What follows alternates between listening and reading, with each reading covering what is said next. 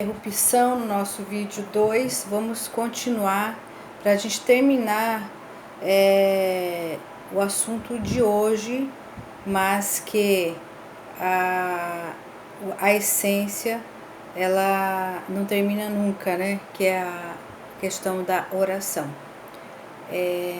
Houve uma interrupção no segundo vídeo, mas nós vamos continuar nesse terceiro para que nós possamos concluir essa linha de raciocínio da importância da oração nas nossas vidas nos dias de hoje. E eu retornando um pouquinho para quem queira continuar estudando a palavra do Senhor sobre oração, vocês têm as referências que eu já citei no segundo vídeo, vou repetir, que é Josué 10. Tem o exemplo de Ana, que é um exemplo de mulher de oração, em 1 Samuel, que conta a história dela.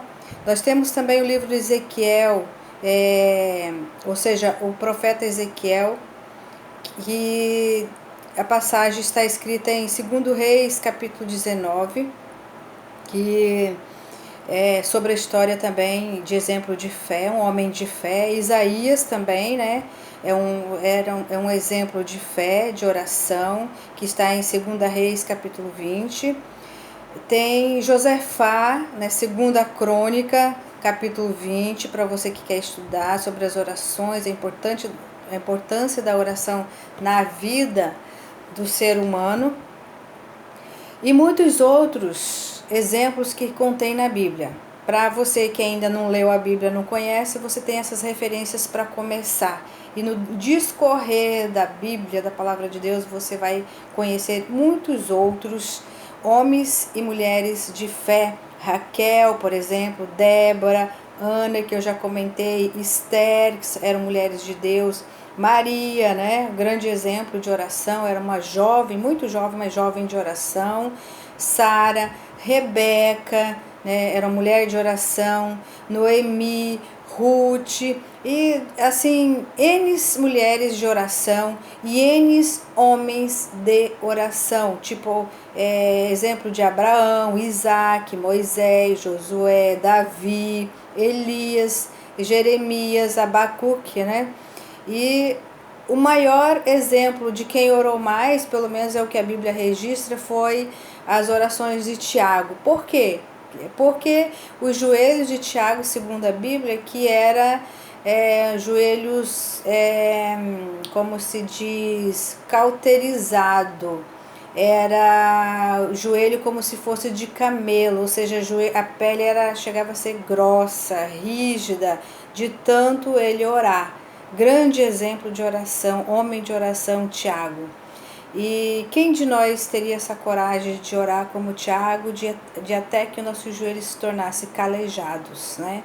Então, aqui são algumas referências de homens e mulheres de oração, independente de idade, independente de época, e N diferenças de situações, mas que todos são exemplos de orações. E então significa que orar é a chave da vitória, onde Deus realmente responde. Isaías, por exemplo, 62, de 1 a 7, fala onde ele orou para que fosse restaurado, né? Aquele povo, colocou o povo para clamar, e também naquele momento em que ele colocava o povo para orar, ele já via as promessas do Senhor se cumprindo na vida dele, porque é assim a fé.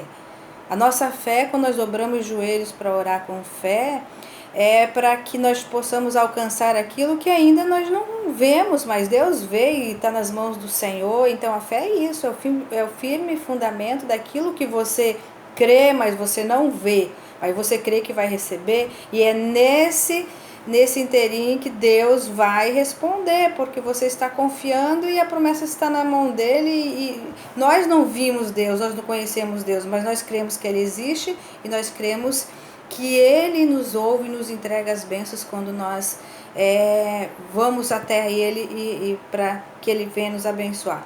Então, a nossa fé, quando você dobra o joelho para orar, é guerra.